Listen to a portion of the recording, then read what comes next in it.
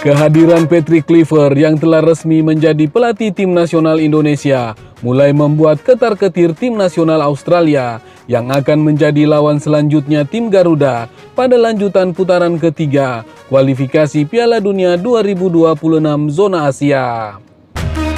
Kendati kedatangannya ke kursi pelatih tim nasional Indonesia menuai pro dan kontra lantaran menyingkirkan Sintayong, rekam jejak Patrick Kluivert boleh jadi membuat calon lawan tim merah putih dihantui perasaan khawatir. Satu di antara bentuk kekhawatiran ini digaungkan media asal Australia, The West. Sebelum Kluivert diperkenalkan secara resmi sebagai nakoda skuad Garuda, media ini sudah mengantisipasi potensi ancaman yang bisa dihadirkan juru taktik asal Belanda itu. The West menulis, Kluivert berpeluang menjadi hambatan terbesar Socceroos, julukan tim nasional Australia, untuk merebut tiket lolos ke Piala Dunia 2026 secara langsung dari putaran ketiga ini. Pasalnya, dalam waktu dekat, kedua tim akan berjumpa.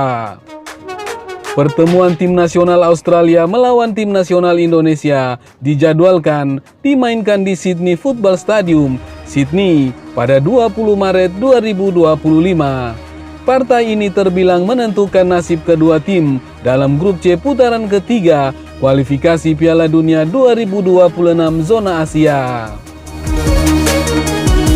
Patrick Kluivert muncul sebagai rintangan besar berikutnya bagi harapan Socceroos untuk lolos secara otomatis ke Piala Dunia 2026 karena penyerang legendaris Belanda itu hampir mencapai kesepakatan menjadi pelatih tim nasional Indonesia, bunyi ulasan The West beberapa hari lalu sebelum Kluivert diperkenalkan oleh PSSI.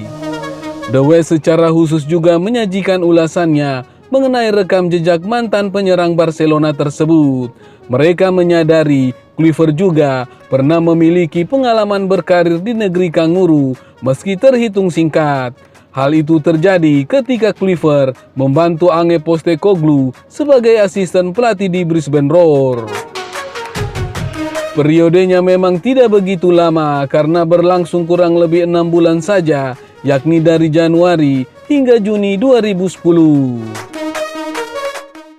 Jabatan kepelatihan terakhir pria Belanda ini adalah bersama klub Turki Adana Demirspor tahun lalu, bunyi ulasan The West. Setelah meninggalkan Brisbane Roar, Kluivert ketika itu menerima pekerjaan dari NEC Nijmegen. Dia mendapatkan tugas khusus untuk mengasah para penyerang sebelum akhirnya pindah untuk menangani Young Twente pertengahan 2011.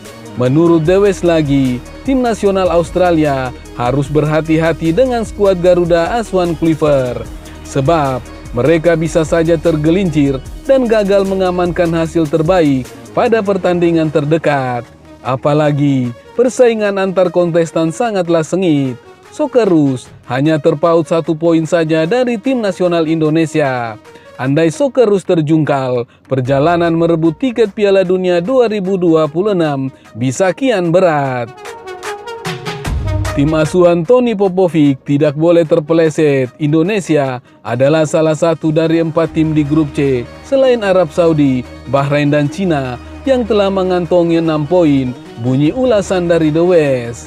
Indonesia berada di posisi ketiga karena selisih gol mereka yang lebih unggul dan telah menunjukkan diri sebagai tim yang tangguh selama beberapa bulan terakhir, lanjut media berbasis di per tersebut.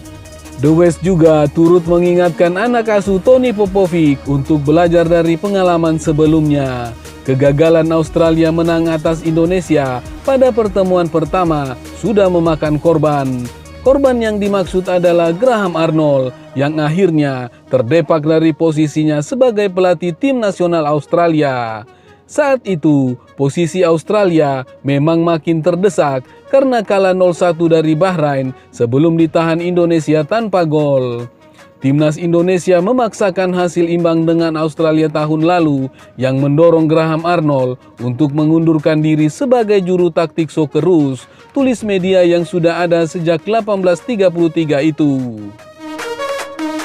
Sementara itu, kiper tim nasional Indonesia Marten Pas menegaskan 2 laga di bulan Maret 2025 bakal menjadi laga krusial bagi tim nasional Indonesia dalam upaya lolos ke Piala Dunia 2026.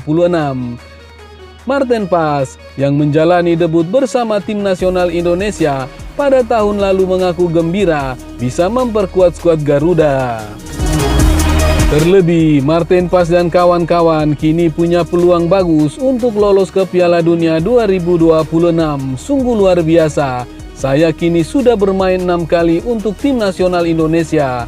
Kini kami ada di peringkat ketiga, hanya tertinggal 1 angka dari Australia, ucap Marten Pas dalam Media Day dikutip akun resmi FC Dallas.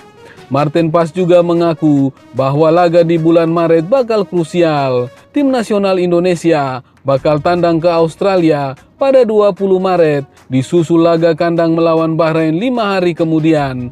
Saya pikir Maret bakal jadi 2 laga yang sangat penting untuk kami. Namun sejujurnya, ini jelas seperti mimpi yang jadi nyata bagi kami. Bakal jadi momen yang sempurna bila kami lolos ke Piala Dunia dengan 9 laga yang bakal berlangsung di Dallas, ujar Marten Pas.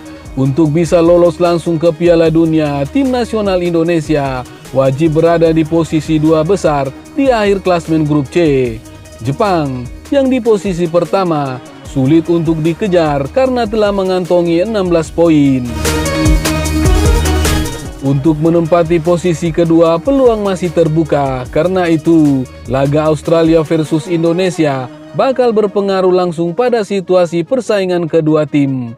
Indonesia sendiri tidak bisa sekedar menaruh fokus pada Australia. Pasalnya, Indonesia hanya unggul selisih gol dan head-to-head atas Arab Saudi, Bahrain dan Cina yang juga sama-sama mengumpulkan 6 poin.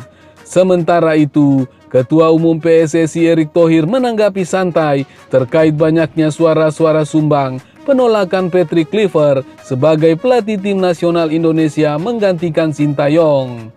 Kita negara demokrasi, semua bisa bicara dengan konteks yang baik, menghargai perbedaan, itu adalah hal yang lumrah, kata Erick Thohir. Saya mengingatkan kembali, jangan misalnya, contoh kejadian kita, gagal 1 game di playoff Olimpiade, tapi terus kita emosi, mengeluarkan kata-kata yang kurang baik kepada sahabat-sahabat kita di Afrika. Sepak bola, jangan ke arah yang seperti itu imbuhnya. Kalau kejadian misalnya waktu di Bahrain, ya sudah. Tapi kita bisa lihat juga bagaimana hal yang positif ketika kita kalah dengan Jepang, tetapi wasitnya kita hargai. Nah, itu yang beauty dari sepak bolanya. Konteksnya harus dikembalikan, jangan head speech, terus membunuh karakter, itu kan dinamika biasa di sepak bola. Erick Thohir menegaskan dia terbiasa sebelum mengambil keputusan terlebih dahulu mengumpulkan banyak informasi, termasuk ketika menunjuk Patrick Kluivert. Kalau soal keputusan dibawa pakai emosi, itu bukan keputusan. Kita akan diberi amanah itu untuk sebuah kebaikan. Ya, memang pemikirannya itu. Ya, sejak waktu pertandingan sama Cina, ucap Erick Thohir. Tapi saya akan terus berdiam, bersabar, dan harus tetap support 100%. Jangan gara-gara ego, ini kan tim nasional, bukan milik saya, bukan milik PSSI, bukan milik siapa-siapa, ini milik bangsa kita, lanjut Erick Thohir.